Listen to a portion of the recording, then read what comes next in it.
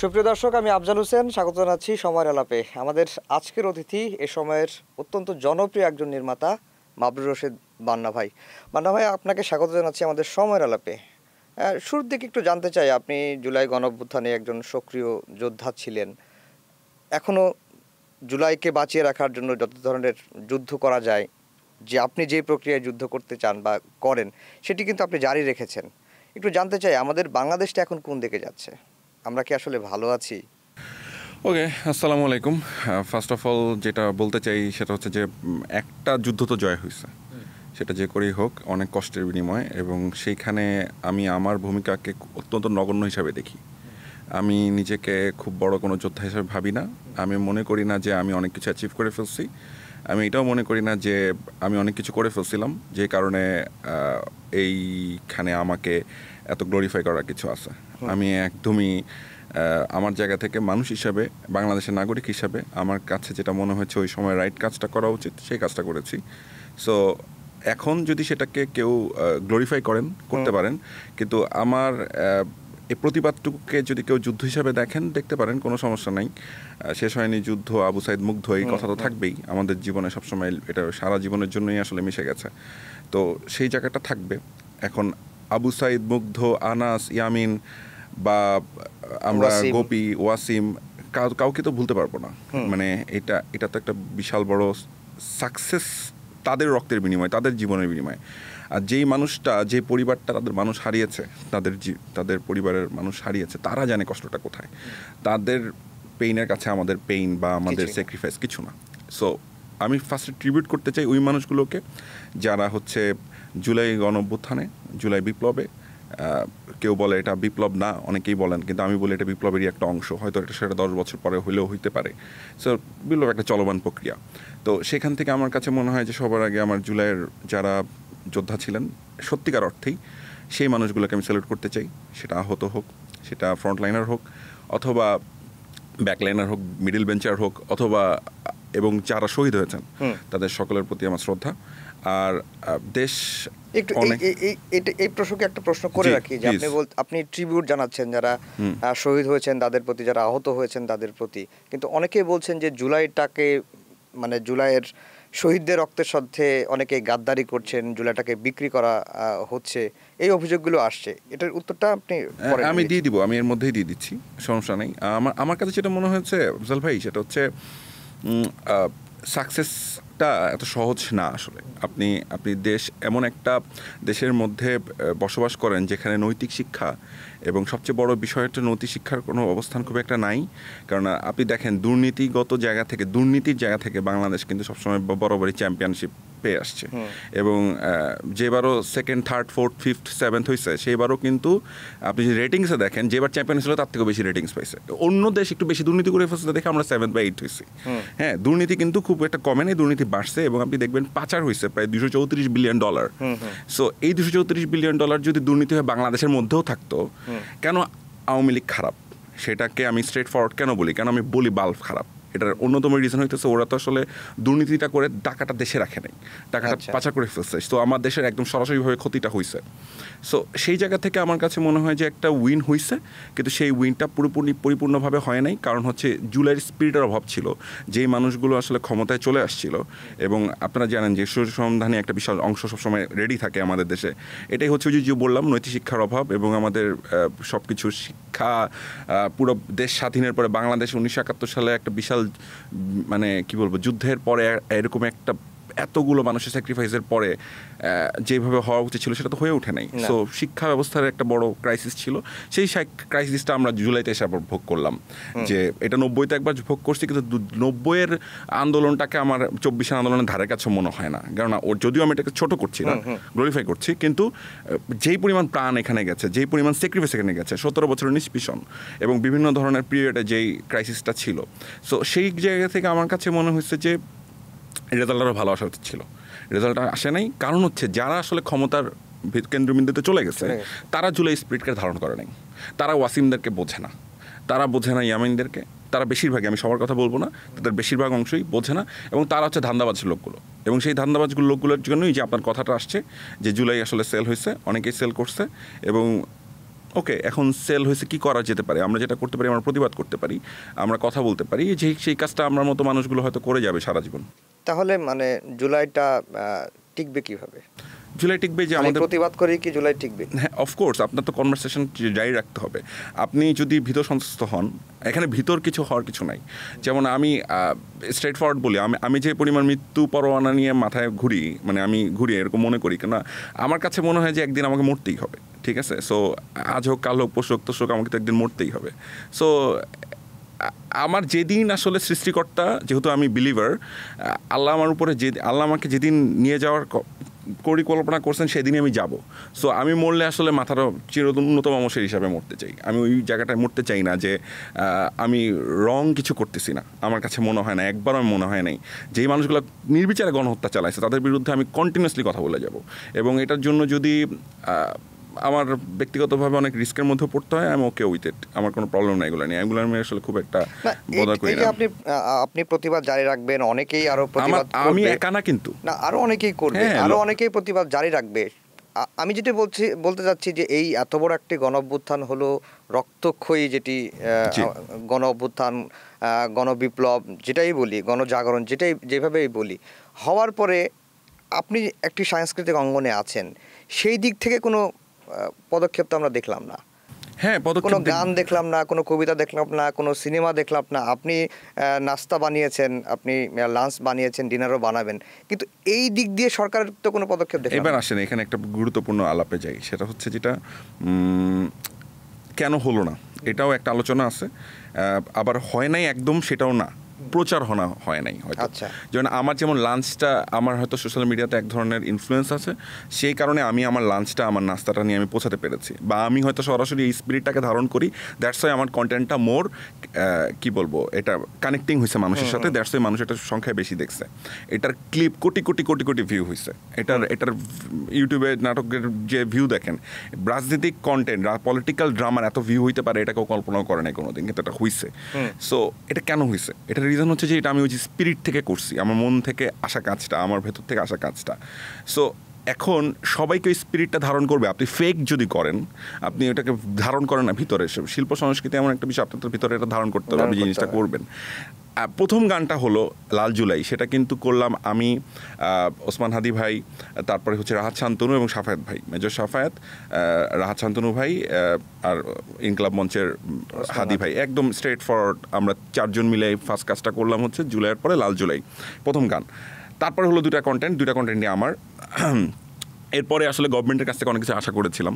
সত্যি কথা বলতে কি, ফ্র্যাঙ্কলি স্পিকিং, অনেকবার কথা হয়েছিল গভর্নমেন্টের বিভিন্ন পর্যায়ের সাথে, একদম উপদেষ্টাদের সাথে কথা হয়েছিল। উপদেষ্টারা আমাকে ইনরিচ করেছেন, আমি এটা মানে খুব স্ট্রেট ফরওয়ার্ড বলতে চাই।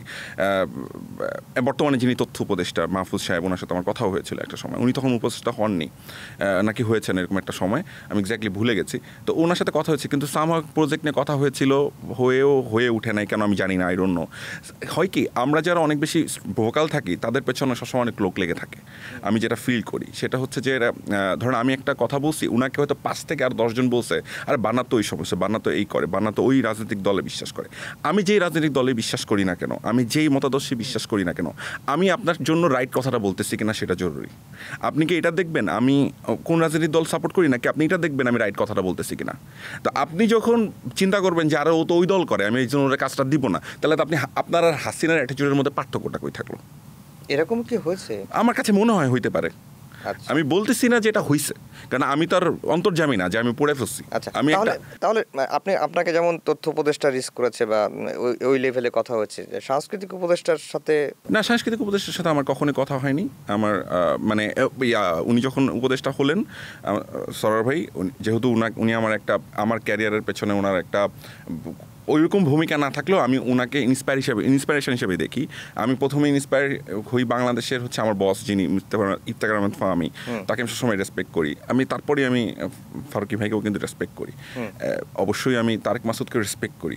কিছু ফিল্ম মেকার তো বাংলাদেশে আছে যাদেরকে আসলে সবার আগে আমি জহির রায়হানকে রেসপেক্ট করি। সো যেই জায়গাগুলো, এগুলো তো কখনো মোছা যাবে না, কিন্তু ওইভাবে আসলে কাজের আলাপ হয় নাই, কিন্তু এক ধরনের ছোটোখাটো আলাপ তো হয়েছেই, সেটা তো হতেই পারে। তার পারফরমেন্সটা কেমন?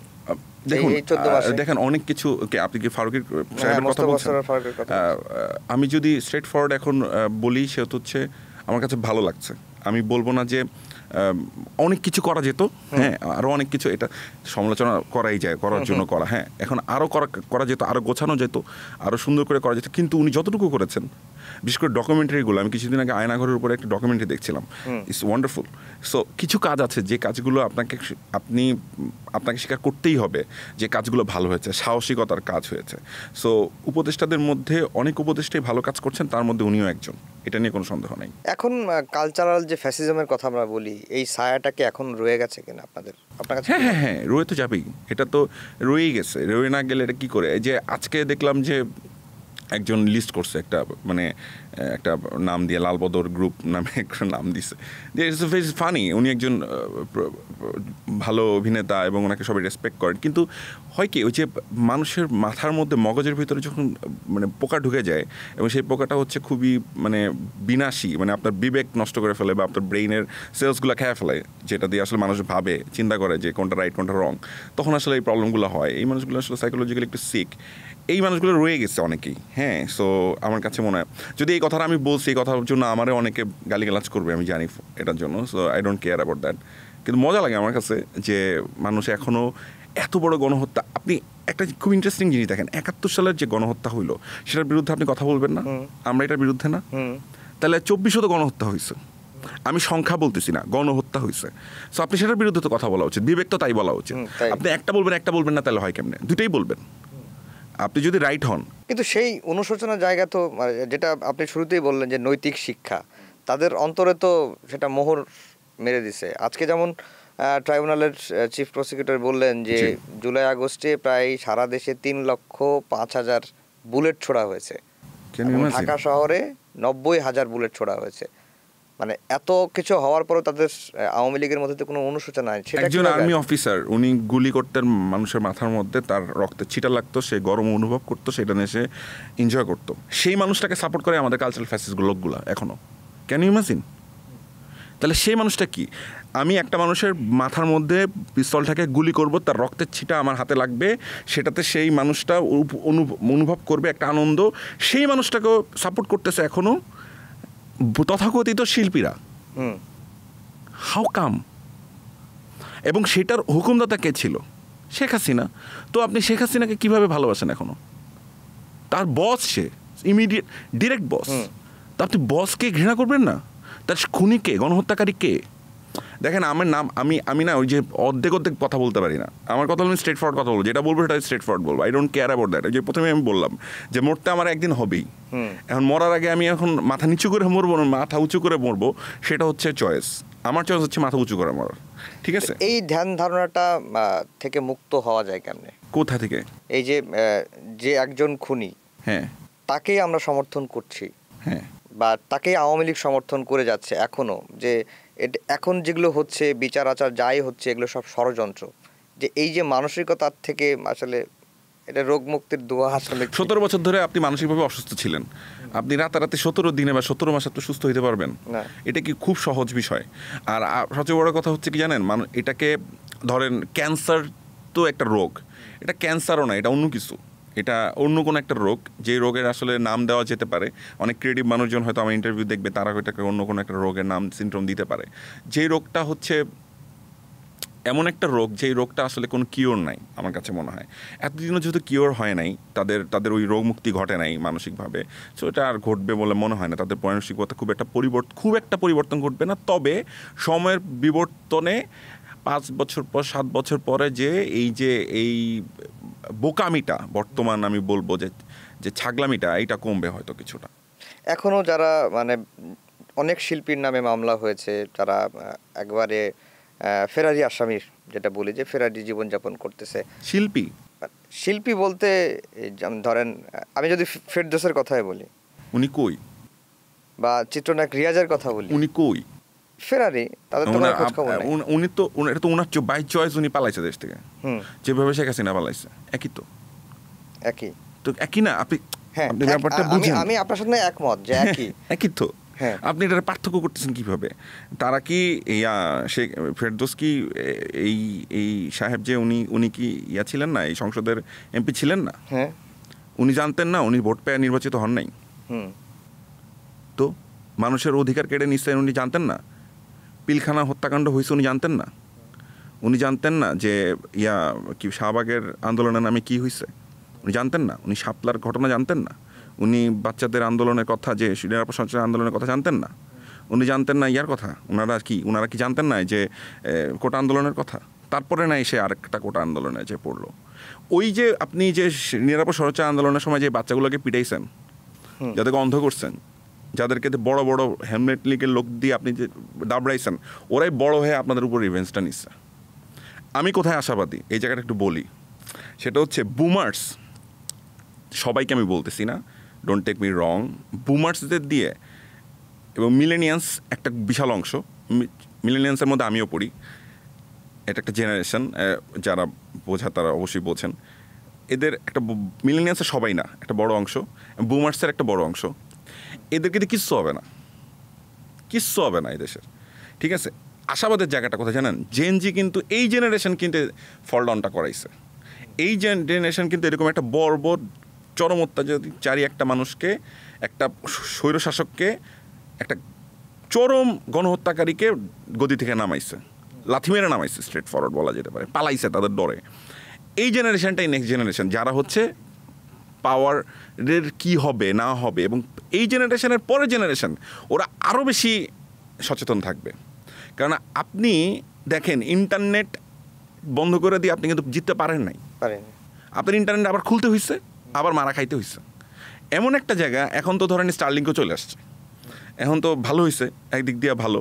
সো ধর আপনি এমন সব টেকনোলজি সামনের দিকে চলে আসবে, তখন স্টারলিংকও লাগবে না। এবার না, আপনি হয়তো ইন্টারনেট চালাইতেছেন, মানে আমি বলতেছি ডেটা চলবে ঠিকই, কিন্তু আপনি দেখবেন যে এটা যে ব্লক চেইন যে থিওরি, এটা যখন সারা ওয়ার্ল্ডে আরও বেশি দাঁড়ায় যাবে, সামনে আসবে block chain theory. So already এটা ওয়ার্কিং। সো আপনি দেখবেন যে এটা কত হয়, এত সহজ না। মানে আপনি এসে অত্যাচার করবেন, আর নেক্সট আপনি মনে করতেছেন যে এইভাবে করে আপনি শুনেন, আপনি মার কাট ফাটায় ফেলবো, মারায় ফেলবো, ওরে খুন করে ফেলো, ওর কল্লা ফেলে দাও, ওরে মারো, এই রাজনীতি করে বাংলাদেশে টিকে থাকবেন, এটা খুব ডিফিকাল্ট হবে নেক্সটে। অলরেডি এখন ডিফিকাল্ট। আপনি দেখবেন, আমি তো চাই প্রতিদিন শেখ হাসিনা কথা বলুক, কারণ উনি বললে এগুলো বলে, এটা আমি ব্যক্তিগতভাবে চাই। তো আমি চাই প্রতিদিন উনি স্টেটমেন্ট দেখ, ইচ অ্যান্ড এভরিডে। কিন্তু যেটা মাবরুর ভাই আপনি যেটা বললেন যে অনেকে এই জেনারেশন বা জেনজি এই ভয়াবহ একটা ফ্যাসিস্ট শাসনের অবসান ঘটেছে, এখানে একটা দুঃখ আছে আমার। দেখেন, এই জেনারেশন এদেরকে ফল করছে, এদের জীবন গেছে। আপনি যদি শহীদের সংখ্যা দেখেন, আহতের সংখ্যা দেখেন, এই জেনারেশনে মানুষের সংখ্যা বেশি। মানে এই বয়সকালটা দেখবেন যে 14 থেকে এক্স্যাক্টলি 14 থেকে 40 বছর বয়সের মধ্যেই বেশি মানুষ আহত অথবা শহীদ হয়েছেন। ঠিক, সবচেয়ে বেশি সংখ্যা আরও কম বয়স, যাদের 25-এর মধ্যে, মানে আরও বেশি 25-এর মধ্যে। এই সংখ্যার মানুষগুলোর কিন্তু প্রতিনিধিত্ব নাই। এখন দেখেন আপনি বর্তমানে যেই ডিসিশন মেকিং জায়গাগুলো হচ্ছে, টোটাল জায়গাটায় তরুণদের অংশগ্রহণ কতটুকু আছে? জীবন দিবে তারা, দেশ স্বাধীন করবে তারা অত্যাচারীকে সরাবে, কিন্তু তাদের প্রতিনিধিত্ব কম থাকবে। এই যে তাদেরকে আবারও ঠকানো হচ্ছে, এটারও প্রতিশোধ খুব খারাপ হবে। এখন যেগুলো হচ্ছে, এক্ষেত্রে কি জনগণের প্রতিনিধিত্ব আছে? শুধুমাত্র তো রাজনৈতিক দলগুলো, দেখেন রাজনৈতিক দলগুলোই তো জনগণের প্রতিনিধি। আপনি এটাকে কিভাবে অস্বীকার করছেন? এটা কি জনগণের প্রতিনিধি না? এই যে হাসিনা শাহীর বিরুদ্ধে যুদ্ধ তো জাতীয়তাবাদী দল বিএনপিও করলো, জামাতও করলো, এবং অন্যান্য যতগুলো দল আছে যারা হচ্ছে এই বাংলাদেশের স্বাধীনতার পক্ষের দল, স্ট্রেট ফরওয়ার্ড বললে যারা গণতান্ত্রিক দল, তারা সবাই করলো। তারা কি জনগণ না? তারাই তো করলো সবাই। সো এটা অবশ্যই প্রতিনিধিত্ব আছে, কেন থাকবে না? কিন্তু সমস্যাটা যে জায়গাটা আমি বললাম, যে আমার কাছে যেটা খুব অ্যালার্মিং লাগছে সেটা হচ্ছে যে তরুণদের আরও বেশি অংশগ্রহণ দরকার ছিল। এবং সেই অংশগ্রহণ থেকে যেহেতু আমাদের বয়োজ্যেষ্ঠরা অনেকেই, আমি বলবো, এক ধরনের চক্রান্ত করে তাদেরকে বাদ দেওয়ার চেষ্টা করতেছে, এটার পরিণতিও তাদেরকে ভোগ করতে হবে। যে আপনি মাঝখানে একটা কথা বললেন যে এই যে জুলাই আগস্টের যে 3 সপ্তাহের আন্দোলনে তো শেখ হাসিনার পতন হলো, এবং অনেকেই বলেন যে শুধুমাত্র এই 3 একটার কারণেই বা এই 3 সপ্তাহের আন্দোলনেই শেখ হাসিনার মতো একটা ফ্যাসিস্ট সরকার বিদায় হয়েছে, কিন্তু বাকি যে 15.5 বছর বলেন, এটিকে মূল্যায়ন করা হচ্ছে কিনা আপনার কাছে কি মনে হয়? অ্যাবসলিউটলি মূল্যায়ন করা উচিত। হচ্ছে কি হচ্ছে না সেটা জনগণ বিচার করুক। আমি মনে করি যে এটা 17 বছরের ফাইট। 17 বছরের ফাইটকে আপনি 3 সপ্তাহের মধ্যে এটাকে তুলনা করেন না। 3 সপ্তাহটাও ছোট হয়, 17 বছরটাও ছোট হয়। আপনারা সবাই ভাই ভাই। আমি যে জিনিসটা সবসময় বলি সেটা হচ্ছে জুলাইয়ে আমরা যারা একসাথে ছিলাম, মানে আমরা একই স্পিরিট ধারণ করছি, একই ভালো দেশের প্রতি একই মমত্ববোধ দেশাত্মবোধ ধারণ করছি ভেতরে, সেই মানুষগুলোর মধ্যে হয়তো রাজনৈতিক ভিন্নতা থাকতে পারে, মতদর্শতা থাকতে পারে, কিন্তু তাদেরকে আমি বলি তারা হচ্ছে আমার জুলাই তত ভাই। সো জুলাই তত ভাইদেরকে আমি আলাদা করতে চাই না। তাদের সাথে আমার কাজা হবে সকাল বিকাল, সারাদিন আমরা মারামারি করবো, ফেসবুকে গালিগালাজ করবো, ওটা ফাইট করবে, কিন্তু কিছু বেসিক জায়গায় আমাদের এক থাকতে হবে। সেটা হচ্ছে আমরা আর কোনোদিনও বাংলাদেশে আর একটা স্বৈরাচারকে দাঁড়াইতে দিব না মাথা তুলে। Next whoever the person is, আমি যেই দলে সাপোর্ট করি না কেন, আরেকজন যেই দলে সাপোর্টটা করুক, সেটা এনসিপি হোক, সেটা বিএনপি হোক, সেটা জামাত হোক, সেটা হোয়াট এভার দ্য মানে দল ইজ, এটা কোনো বিষয় না। বিষয়টা হচ্ছে যে আমরা আরেকটা স্বৈরাচারকে যেন এই জায়গাটা আমরা একমত থাকি, আরেকটা স্বৈরাচার এবং গত স্বৈরাচার যে চলে গেল এবং গত গণহত্যাকারী যে চলে গেল, তার বিচার আমরা নিশ্চিত না করতে পারলে তারা সবসময় আমরা দৌড়ের উপর রাখবো। বিচার তো নিশ্চিত করতেই হবে, দৌড়ের উপর রাখতে হবে এবং কন্টিনিউসলি দৌড়ে রাখতে হবে। আমি সবসময় বলি যে আমার টাইমলাইন যারা দেখে, কিন্তু আপনি দৌড়ের উপর রাখতে বলছেন, কিন্তু এখন তো রাজনৈতিক দলগুলোর বিরুদ্ধেই তো আওয়ামী লীগকে পুনর্বাসনের অভিযোগগুলো আসছে। হ্যাঁ আসছে, যারা এই কাজটা করবে তারাই এই যে বললাম আমি কোথায় আশাবাদী, ওই যে ইয়াং জেনারেশন, যে জেনারেশনটা আসলে সত্যিকার অর্থে ফাইটটা করছিল ফ্রন্টে থেকে, এই মানুষগুলাই এই যে এই জেনারেশনটাই বা পরের জেনারেশনটাই এদেরকে প্রত্যাখ্যান করবে এবং এরা এত বাজেভাবে প্রত্যাখ্যিত হবে যে এই যে পুনর্বাসন করতেছি যে বলতেছেন, ওরা মনে করতেছে আমাদের ভোট দরকার। রিয়েলি তোমরা মনে করতেছো ওরা তোমাদেরকে ভোট দিবে? ওরা অনেকে বেশিরভাগই ঘরের মধ্যে বসে থাকবে ভোটের দিন, অথবা ভোট দিতে গেলেও ওরা ফাইজলামি করবে তোমাদের সাথে। ও অর্ধেক এনে দিবে, অর্ধেক এনে দিবে, ও কোথায় দিবে ও জানে না, কারণ ও হলো মুনাফিক, ও অন্তরে এক মুখে আরেক। ও তোমারে বলবে ভোট দিবে, ও তো দিবে না, ভোট আরেকজনে দিবে, কারণ ও তো সারা জীবন মুনাফিকই করছে। ও তো এমন একটা দল সাপোর্ট করছে যে মুনাফিকের সবচেয়ে বড় দল। তো তুমি বিশ্বাস করতেছো ওরা তুমি শেল্টার দিয়ে তুমি ওর ভোট নিতে পারবা? আমার মাথায় আসে না, আমি হয়তো একটু কম বুঝি, ঠিক আছে। আমার সেন্সে যেটা আসে সেটা হচ্ছে মুনাফিককে বিশ্বাস করা মানে এটা সবচেয়ে বড় বোকামি। কিন্তু মানে আপনি একটা রাজনৈতিক আদর্শ ধারণ করতেই পারেন বা একটা দল, আমি তো করি, হ্যাঁ করেন। হ্যাঁ, তো অনেকে এবার এটা বলার চেষ্টা করেছে করে বা এই ন্যারেটিভ দাঁড় করানোর চেষ্টা আরও বেশি হচ্ছে এই 5 আগস্টের পরে, যে বিএনপি আওয়ামী লীগ মুদ্রার এপিট ওপিট। একটা গণহত্যাকারী দলের সাথে 17 বছর নির্যাতিত একটা দলকে আপনি তুলনা দিচ্ছেন। What kind of joke is this? What kind of joke is this? আপনি কি আউট অফ ইউর সেন্স, আপনি শুধু পলিটিক্যালি ওকে আটকাবেন বলে একটা চরম গণহত্যাকারী দলের সাথে, আপনি একটা লীগের সাথে, আপনি একটা যারা 17 বছর সবচেয়ে বেশি নির্যাতিত হইল, নিষ্পেষণের শিকার হইল, নির্যাতিত হইল, যাদের জীবন গেল, যাদের জীবন তছনছ হয়ে গেল, 60 লক্ষ মানুষ, 60 লক্ষ মামলা হইল নেতাকর্মীর নামে, 60 লক্ষ নেতাকর্মী, ইটস নট আ জোক। তাদেরকে আপনি ওটার মিদ্রর ওপিট ওপিট বলতেছেন। আপনি বলতে পারেন ভাই ও এই জিনিসটা খারাপ করতেছে, ওইটা আওয়ামী লীগের মতো লাগে, ওটা চেঞ্জ করবে, কিন্তু গণহত্যাকে আপনি মুদ্রার ওপিট ওপিট কীভাবে বানান? গণহত্যার সাথে তো আপনি কোনো কিছু তুলনা দিতে পারবেন না। দুটো তো অ্যাবসলিউটলি দুই জিনিস। সো এটা হয় কি, আমাদের খারাপ লাগার, আমার এটা খারাপ লাগে, এটা আমি নিজেও শুনছি, বহুবার দেখছি যে কি জানি স্লোগান আছে, কি মুদ্রার রিপিট ওপিট নৌকা ধানে শীষ, এরকম টাইপের কি জানি একটা আছে, ঠিক আছে। তো একই টাইপের কথাবার্তা, এই ধরনের বুলশিট আলোচনা আপনারা করবেন যতক্ষণ পর্যন্ত আসলে আপনারা মনে করবেন যে এই দেশে এরকম ফাইজলামি লেভেলের রাজনীতি করা যেতে পারে, তখন আপনি বলবেন এই ধরনের কথাবার্তা। কিন্তু এইটা আমার মনে হয় না এগুলো জনগণ খুব একটা খায়, আমার কাছে মনে হয় না। আমার কাছে মনে হয় যারা ভোটার, যারা বিশেষ করে যারা ইয়াং জেনারেশনের ভোটার, তারা খুবই সচেতন এবং সত্যিকার অর্থে কি তারা ক্যান্ডিডেটস দেখবে। এবার আমার কাছে মনে হয় তার ক্যান্ডিডেটস দেখবে, কমিটমেন্টস দেখবে।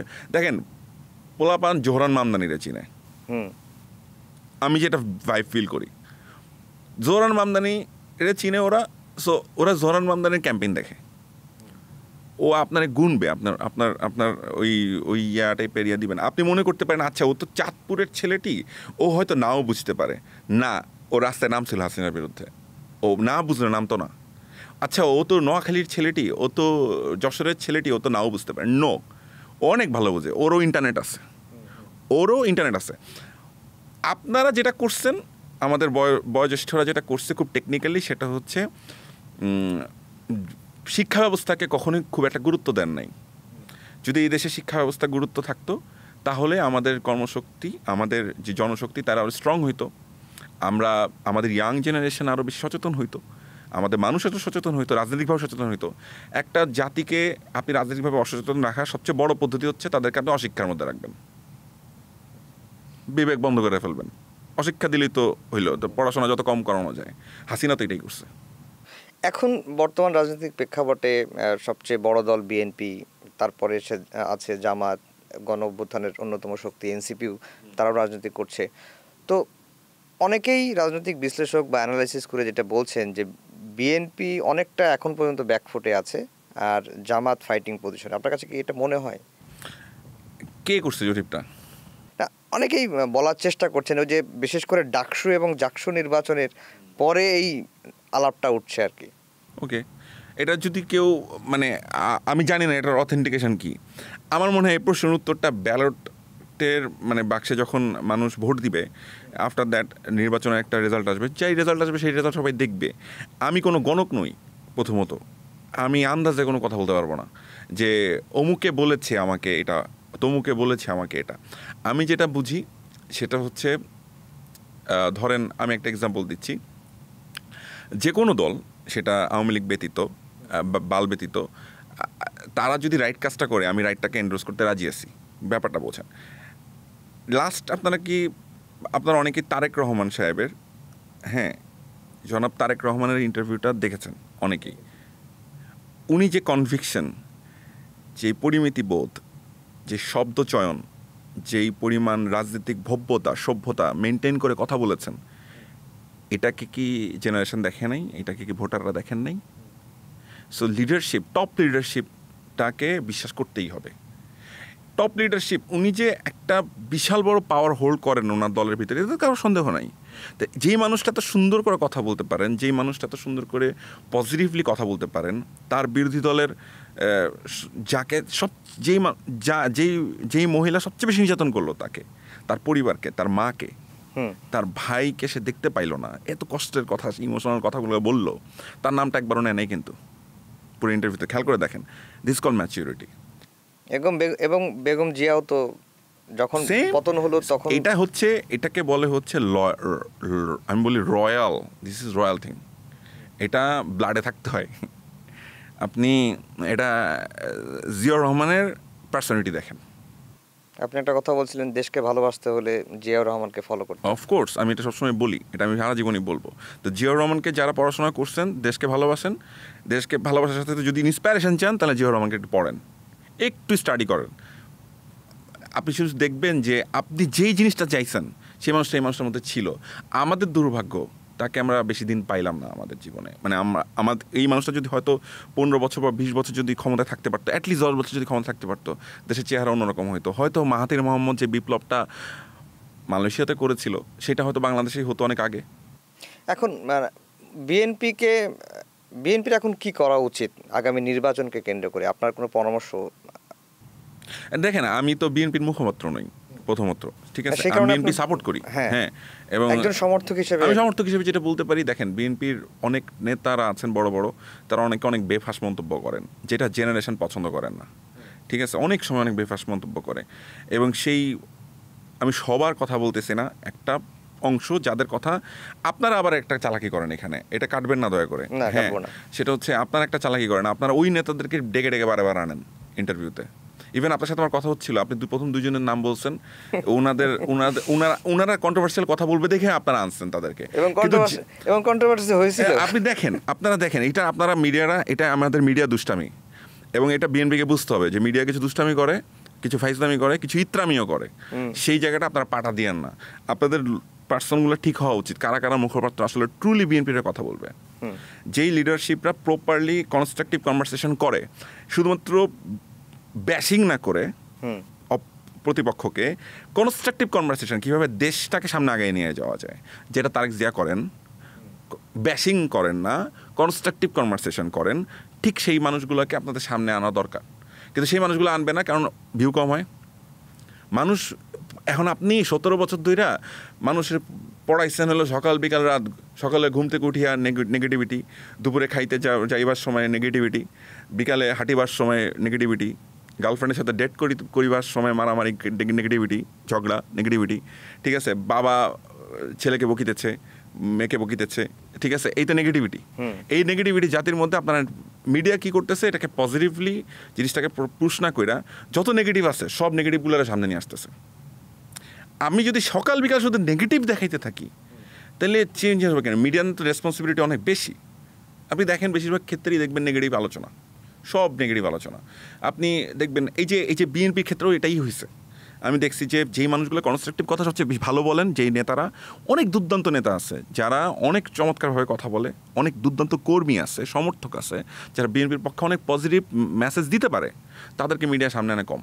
কিন্তু তারা তো আসতে চায় না অনেক ক্ষেত্রে। কি বলছেন আপনি? তারা তো অনেক ক্ষেত্রে আসতে চায় না। আমি এটার সাথে একদম ডিসএগ্রি করতেছি স্ট্রংলি। আমি নিজে অনেকবার চেষ্টা করেছি যারা ভালো কথা বলেন তাদেরকে আনতে। যদি সেটা হয়ে থাকে সেটা খুবই দুঃখজনক, কিন্তু আমার ব্যক্তিগত এক্সপিরিয়েন্স হচ্ছে অনেকের সাথে আমি কথা বলেছি, আমি জিজ্ঞেস করেছি যে আপনি কেন জান নাই, আপনি কেন জান না, বলে আমাকে তো রিচ করে না। এরকম অনেকেই আমি আমার এক্সপিরিয়েন্সটা বলছি, আপনি যেমন আপনারটা বললেন এরকম আমার এক্সপিরিয়েন্স আছে। সো সামহাও এটা মিলতেছে না। কিন্তু সত্যি কথা হয় কি, আমাদের সব কিছু হইতেছে ভিউয়ের বাণিজ্যতে চলে গেছে। আপনি দেখবেন যে ফেসবুকে একটা ক্লিপ কত ভাইরাল হয়েছে, সেটার উপরে পরে ওকে কয়টা চ্যানেল ডাকবে, কয়টা ইন্টারভিউ। এই যে ধরেন আমার ইন্টারভিউ আছে, ক্লিক করলে আমি জানি যে আগামী 1 মাসের মধ্যে আমার 10টা থেকে 15টা আরও 20টাও আসতে পারে। জুলাইয়ের পরে তো আমার একটা মাসে 40টা 50টা করে ইন্টারভিউ আসছে, কল। তো আমি একদম 2টা 3টা দিছি, কারণ this is not my job. আমি সকাল বিকাল রাত 24 ঘন্টা শুধু ইন্টারভিউ দিব না। I am here for Muhib ভাই, স্ট্রেট ফরওয়ার্ড আমি এটা বলতেছি, কারণ মুহিব ভাইয়ের সাথে আমার সম্পর্কটা ওরকম। কারণ আমি কিছু সম্পর্কের দাম দিতে হয়, দ্যাটস ওয়াই আমি এখানে ইন্টারভিউটা দিতে আসছি। আমি কিন্তু মাঝখানে কোনো ইন্টারভিউ দিই নাই, কারণ আমি each and every day someone knocking. কারণ সবাই বুঝতেছে যে বাংলা কথা বললে আচ্ছা 1 মিলিয়ন ভিউ হইতেছে, বা 2 মিলিয়ন ভিউ হইতেছে, 3 মিলিয়ন ভিউ হইতেছে, it's about money, it's dollar. So they are thinking like that, but it's not my job. আমি সকাল বিকাল চিল্লাবো আর আপনি এটাতে ডলার কামাবেন, এটা খেয়াল লাগছে আমার। সরি। আচ্ছা, এখন যেটা হচ্ছে যে বিএনপির ভারপ্রাপ্ত চেয়ারম্যান প্রায় 17 বছর ধরে নির্বাসিত জীবনযাপন করছেন লন্ডনে, এবং সেখান থেকে তিনি দলকে নেতৃত্ব দিয়ে আসছেন এবং এখনও দিয়ে যাচ্ছেন। সামনে নির্বাচন, এবং তিনি বক্তব্যই বলেছেন যে বিবিসির সাথে ইন্টারভিউতে তিনি আগামী নির্বাচনে অংশগ্রহণ করবেন। তো নির্বাচনের তো আরও বেশি দিন সময় নেই, 4 মাসের মতো সময় আছে। যদি ফেব্রুয়ারি ধরি, তাহলে তার দেশে আসার উচিত কিনা আপনার? দেখেন, উনি যথেষ্ট বিচক্ষণ এবং আপনার থেকে আমার থেকে অনেক বেশি চিন্তিত উনি ওনার দলকে নিয়ে। আমি এইভাবে দেখি বিষয়টাকে। আপনি যে চিন্তা করিতেছেন বা আমি যা চিন্তা করিতেছি তার থেকে উনি বেশি চিন্তা করছেন ওনার দলকে নিয়ে, এবং উনি অনেক বেশি কনসার্নড। উনি জানেন যে ওনার দলের কী কী ফ্লজ আছে, উনি খুব ভালো করেই জানেন যে ওনার দলের কী কী স্ট্রং পয়েন্ট আছে, এবং উনি জানেন কোন টাইমটায় এখন আসাটা উচিত। আমি ফিল করি সেটা বলছি। আমার মনে হয় উনি এমন একটা রাইট টাইম পিক করবে যে রাইট টাইমটা আসলে ওয়ার্ক করবে, এবং মনে হবে যে এটাই ওনার আসার উত্তম সময়ই ছিল। আমার কাছে এটা মনে হয়। আমি কোথাও থেকে জেনে বলতেছি না, এটা আমার একটা ইনটিউশন বলতে পারেন। সেই ইনটিউশন জায়গা থেকে ওনাকে আমি যতটুকু রিড করতে পারি, আমার মনে হয় উনি এমন একটা টাইমিং পিক করবে যে টাইমিংটা আসলে রাইট টাইমই মনে হবে। আচ্ছা, আরেকটা বিষয়, আমরা আপনার অংশে চলে আসি আবার। আপনি নাস্তা বানিয়েছেন, লাঞ্চ বানিয়েছেন, ডিনারও বানাবেন বলে ঘোষণা দিয়েছেন, সেটি কবে আসবে? ডিনারটা আসলে এটা একটু ডিফিকাল্ট প্রশ্ন, কারণ ডিফিকাল্ট প্রশ্ন ইন দ্য সেন্স সেটা হচ্ছে আমি একবার চিন্তা করেছিলাম যে 3-4 মাস আগে রিলিজ করব, বানায় ফেলবো, কিন্তু আমার কাছে মনে হলো যে ইন্টারিম গভর্নমেন্ট থাকাকালীন সময় ডিনারটা রিলিজ করবো না, কারণ ইন্টারিমে অনেক আকাম হয়েছে, যেই আকামগুলো আমার ডিনারে থাকা উচিত, হ্যাঁ, যেগুলো আমি দেখাইতে চাই। হ্যাঁ, সো আমার অনেক কাছের ভাই ব্রাদাররা অনেক কষ্ট পাবে, ঠিক আছে, কিছু করার নাই। কারণ ওই যে আপনি বলতেছিলেন যে জুলাই কারা কারা বেচা খাইছে, তাদের গল্পটা আমার মনে হয় ডিনারে থাকা উচিত। তাহলে এটা তো একটা বড় বিষয় হয়ে যাবে। আর আপনি আরেকটা ঘোষণা দিয়েছিলেন যে আপনি একটা পূর্ণদৈর্ঘ্য যে বললাম আপনাকে যে আলোচনা তো অনেক কিছু হয়েছে। আমি একটা অ্যান্থোলজি প্রজেক্ট নিয়ে ঘুরছি অনেকদিন যাবত, সামহাও আমাকে একটা ওটিটির সাথেও কথা বলছিলাম, সবার মধ্যে না মানে এই গভর্নমেন্টের এই যে ইন্টারিমের সবচেয়ে বড় একটা ফ্ল ছিল, অনেক আসলে দোষ করি আবার দোষ দিও না এরকম টাইপের একটা সিচুয়েশনের মধ্যে পড়ে গেছি। ধরেন দোষটা যদি দিই তাহলে বলবো হচ্ছে মানুষের অনেকের মধ্যে থেকে ভয়টা দূর করতে পারে নাই। আচ্ছা, হাসিনা আইলো বাকে খাইলো, এই যে একটা ভয়টা, এই ভয়টা অনেকের ক্ষেত্রে দূর করতে পারে নাই। আমি যেমন অকপটে গাইলেই ঠিক আছে, এবং স্ট্রেট ফরওয়ার্ড কনফ্রন্ট করি যে আয় কথা বলি, আমি তো গণহত্যাকারীর বিরুদ্ধে কথা বলতেছি। সো ওটা গভর্নমেন্ট এই স্পিরিটটা বেশিরভাগ ক্ষেত্রে ধারণ করতে পারে নাই আমার কাছে মনে হয়, যেটা মানুষকে আশ্বস্ত করা যে ভাই তুমি কন্টেন্ট বানাও বেসরকারি জায়গা থেকে, আমি তোমাকে সর্বোচ্চ হেল্পটা করবো। তুমি এই ওটিটি যদি বানায়, প্রতিটা ওটিটি যদি বানায় আমাদের গভর্নমেন্ট থেকে সর্বোচ্চ পরিমাণ সাপোর্টটা দেওয়া থাকবে।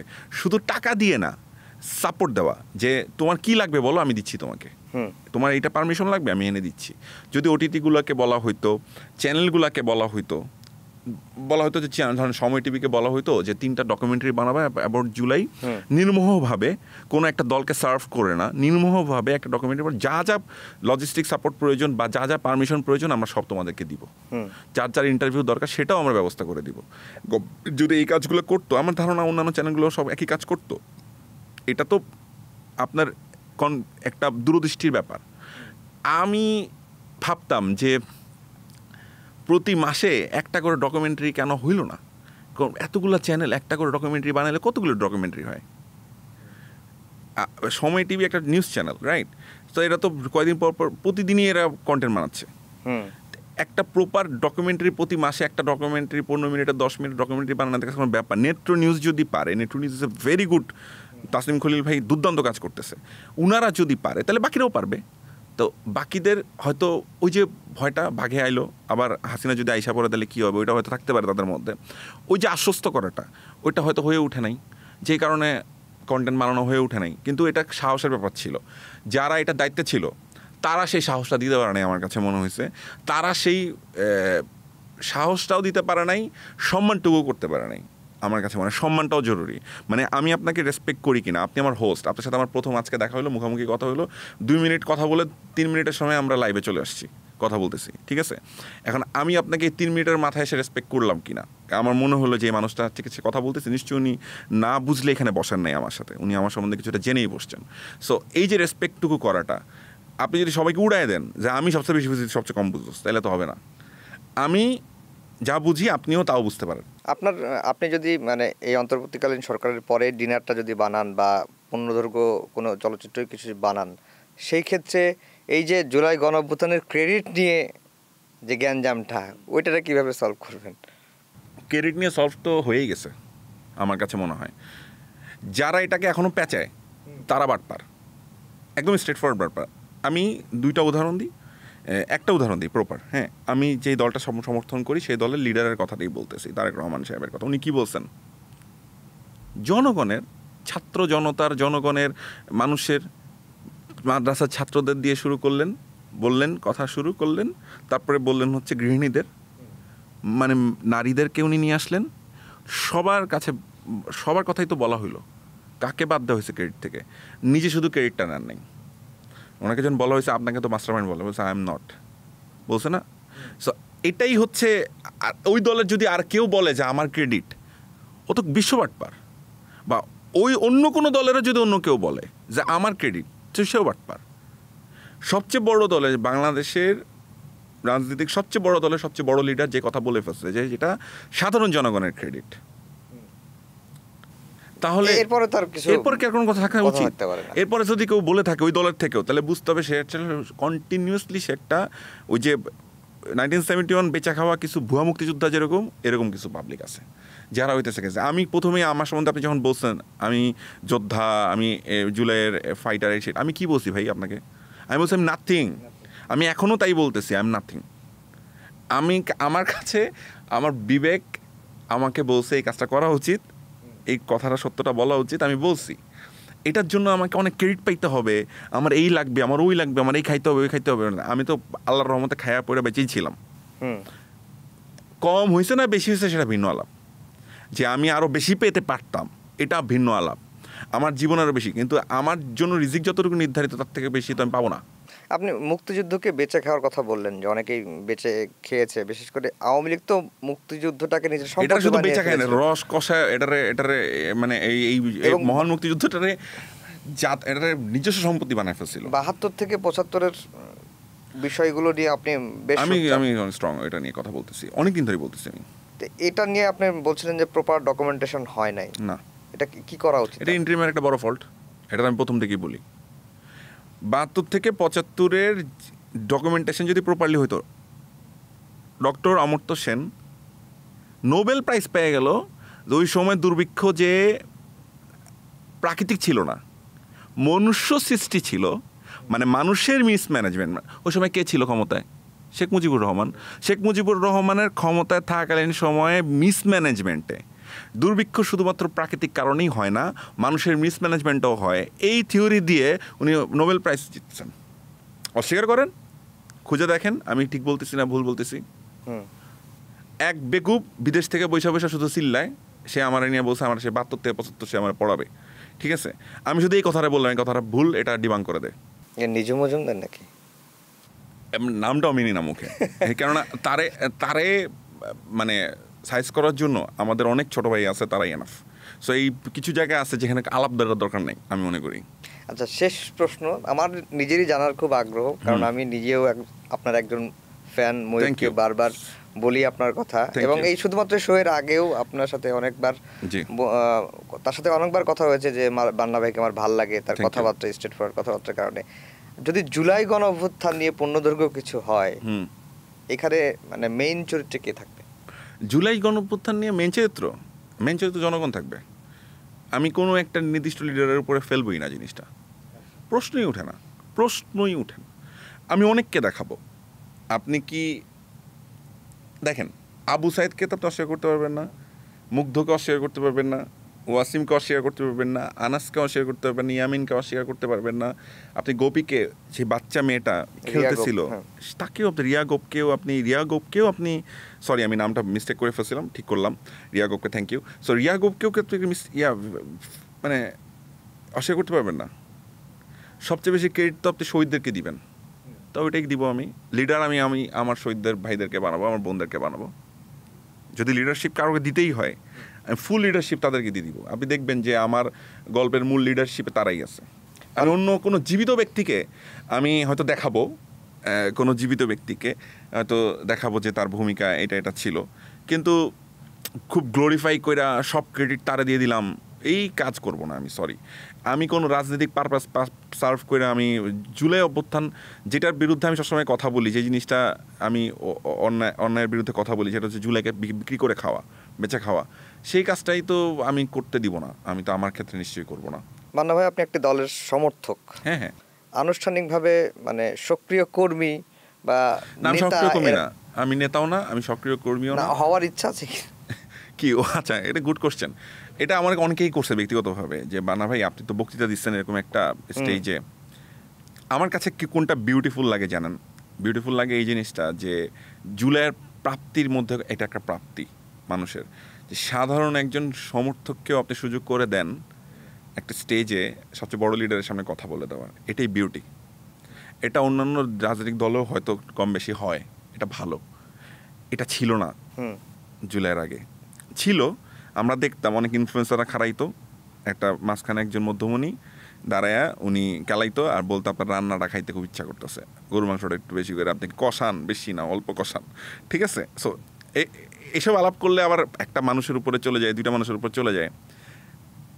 খুব ইন্টারেস্টিংলি আমার কাছে মনে হয় যে এটাই, যে আমার নেতার হওয়ার দরকার নাই।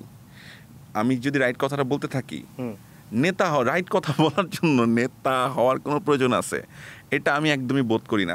আমি যখন জুলাইয়ের আগে বা গত 17 বছর বিভিন্ন জার্নিতে আমি যখন রাইট কথাগুলো বলছি, তখন কি আমি নেতা ছিলাম না? তো আমি তো নেতা ছিলাম না। সো আমি তো রাইট কথাটা বলতে চাই। সো এটার জন্য নেতা হইতে হবে কেন? আমার সবচেয়ে বড় প্রাপ্তি হচ্ছে মানুষের ভালোবাসা। আমি সবার ভালোবাসা পাই না, আমি অবশ্যই বালের ভালোবাসা পাবো না। হ্যাঁ, বাল আমাকে সারা জীবন হেট করবে, এটা আমি তো মাইনে নিছি। বাকি বাল ব্যতীত যারা আছে তারা তো আমাকে ভালোবাসে, এবং তারা আমাকে শুধু ভালোই বাসে না, তারা আমাকে যেই ভালোবাসাটা দেয় মানে ভালোবাসার পাশে যে সম্মানটুকু করে, এইটাই হচ্ছে এক জীবনে একটা মানুষের সর্বোচ্চ প্রাপ্তি। বলে না যে আমি অমুক পুরস্কার পাইছি, তমুক পুরস্কার পাইছি, আমি মানুষের ভালোবাসা নামক পুরস্কারটা পাইছি। আমি সেই পুরস্কারে আমি ধন্য। বান্না ভাই, আপনাকে অসংখ্য ধন্যবাদ, অনেক কষ্ট করে এবং অনেক ব্যস্ততার মাঝে না আমাকে আফজাল ভাই, সময় দিলেন। আমি ছোট্ট করে শেষ করে দিই, সেটা হচ্ছে আপনার ভাল লাগছে the way you asked me the question, straightforward কিছু কোশ্চেন ছিল। আমার কাছে যেটা মনে হয়েছে ভাই, দেখেন, আমার কাছে যেটা মনে হয়েছে যে আমাদের মিডিয়ার অনেক রেসপন্সিবিলিটি আছে, যেই বিষয়টা নিয়ে আমি ইদানিং আমি সামনে হয়তো আর কথা বলবো। আমার ডিনারের ভিতরে মিডিয়া এক্সপোজিং কিছু বিষয়পত্র আমি রাখবো, আমি চিন্তা করতেছি, কারণ মিডিয়ার অনেক বাটপারি আমি দেখে ফেলছি। হ্যাঁ, অনেক বাটপার করছে মিডিয়া, এবং জুলাইয়ের পরে অনেকে সংশোধিত হয় নাই, অনেকগুলো মানুষ আছে, অনেক ব্যাশিং হয় আমাকে নিয়ে, এমন সব অপতথ্য, এমন সব বাজে কথা এসে। এখন আমার বিষয়টা কেমন হয়ে গেছে জানেন, আমাকে নিয়ে গালি দিলে আমার খুব মজা লাগে। মানে ধরেন 3 দিন ধরে গালি আসতেছে না, আমার খুব মন খারাপ হয়, কেন গালি দিচ্ছে না, কি কি কোথায় গ্যাপ হচ্ছে, মানে কোথায় আমি হাসিনা রেট কম গালি এলাম, তাহলে আমার একটা গালি দেওয়া দরকার, না গালি খাচ্ছি না কেন। মানে আমার বিষয়টা হয়ে গেছে, আমার কাছে এগুলো আর মানে লাগে না, বুঝছেন। মানে আমার বলে না, বান্না ভাই আপনার নিয়ে এত এত এইটা শুনি ওইটা শুনি, আমি বলি শুনো তো, এটা তো ভালো, যত শুনবো তত ভালো, তত আমার ভিতর স্পিরিট আরও জাগ্রত থাকবে, তোমাদের ভিতর স্পিরিট জাগ্রত থাকবে, আমি আরও বেশি ওদের এগেনস্টে কথা বলতে পারবো। সো আমাকে নিয়ে যারা বিরুদ্ধে কথা বলেন তাদেরকে আমি একটা মেসেজ দিতে চাই এই শোয়ের মাধ্যমে, সেটা হচ্ছে আপনাদেরকে ধন্যবাদ যে আপনারা সবসময় আমার পেছনে লেগে থাকেন এবং আমাকে নিয়ে সবসময় খারাপ খারাপ মন্তব্য করেন এবং সবসময় গালিগালাজ করেন। আপনাদের প্রতি আমার বিশেষ কৃতজ্ঞতা। এইটা জাস্ট জারি রাখবেন, এটা কখনো বন্ধ হইতে দিবেন না। মানে গালিটা জারি রাখতে হবে, সব কিছু, এভরিথিং, যত নেগেটিভিটি আছে সব আমার পিছনে লেগে থাকবেন, 24/7 আমার গোষ্ঠী উদ্ধার করবেন, ঠিক আছে। আপনারা করলে যেটা সুবিধা হবে সেটা হচ্ছে আপনাদের কথা আমার মনে থাকবে, এবং আপনারা যে আমাদের দেশের শত্রু সেই জায়গাটা আমার সবসময় মনে থাকবে, আমি ভুলে যাব না।